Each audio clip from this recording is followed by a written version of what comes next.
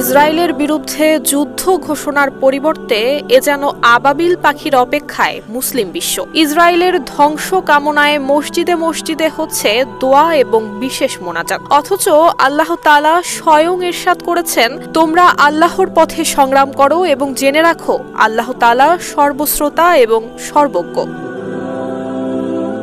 বিশ্বের ৫৭টি মুসলিম দেশে মুসলমানের সংখ্যা প্রায় ২০০ কোটিরও বেশি। অন্যদিকে ইসরায়েল পৃথিবীর একমাত্র ইহুদি রাষ্ট্র, যার জনসংখ্যা মাত্র ১ কোটির কাছাকাছি। তবে এই ক্ষুদ্র জনগোষ্ঠীর সামরিক শক্তির সামনে আজ কোটি কোটি মুসলমান অসহায়। ইসরায়েলের নির্যাতনের মুখে ফিলিস্তিনের মুসলমানদের অস্তিত্ব আজ বিলীন হবার পথে। তবুও কেন বিশ্বের মুসলিম দেশগুলো একজোট হয়ে ফিলিস্তিনের পাশে দাঁড়াচ্ছে না, এই প্রশ্ন রয়েই যায়। একসময় নিপীড়িত মক্কাবাসীর মুক্তির দূত হিসেবে আল্লাহ তাআলা প্রেরণ করেছিলেন আবাবিল পাখি। আকাশের দিকে তাকিয়ে হয়তো ফিলিস্তিনে আবারও সেই আবাবিলের আগমনের জন্য প্রার্থনা করছেন বিশ্বের মুসলমানরা। যে আবাবিল একদিন কাবাকে আব্রাহার হাত থেকে রক্ষা করেছিল, সেই আবাবিল কি আবারও ফিরে আসবে?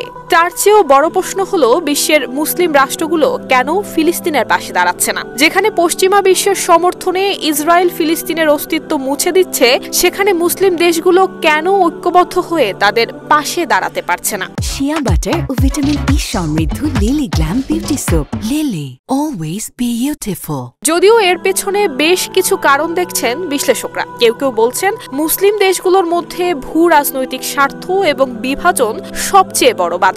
সৌদি আরব, সংযুক্ত আরব আমিরাত, মিশর, তুরস্ক এবং পাকিস্তানের মতো দেশগুলোর নিজস্ব ভূ রাজনৈতিক স্বার্থ রয়েছে। অনেক মুসলিম দেশ এরই মধ্যে ইসরায়েলের সঙ্গে কূটনৈতিক সম্পর্ক স্থাপন করেছে। এর মধ্যে রয়েছে মিশর, জর্ডান, মরক্কো, বাহরাইন এবং সংযুক্ত আরব আমিরাত। এছাড়াও মুসলিম বিশ্বে শিয়া সুন্নি বিভাজন রয়েছে, যা ঐক্য গঠনে সবচেয়ে বড় বাধা। ইরান এবং সৌদি আরবের মধ্যে দীর্ঘদিনের বিরোধ এর অন্যতম উদাহরণ। এছাড়া ইসরায়েলের সেনাবাহিনী বিশ্বের অন্যতম উন্নত বাহিনী, যার রয়েছে আয়রন ডোম, ডেভিড স্লিং এর মতো শক্তিশালী আকাশ প্রতিরক্ষা ব্যবস্থা। এছাড়াও যুদ্ধে জড়ালে ইসরায়েল সরাসরি পশ্চিমা বিশ্বের সমর্থন পাবে। মধ্যপ্রাচ্যের অনেক দেশের অর্থনীতি পশ্চিমা বিশ্বের উপর নির্ভরশীল। মূলত এসব কারণেই মুসলিম দেশগুলো ঐক্যবদ্ধ হয়ে ফিলিস্তিনের পাশে দাঁড়াতে পারছে না বলে ধারণা করা হচ্ছে। নুসরাত জাহান মেহেক, ঢাকা পোস্ট।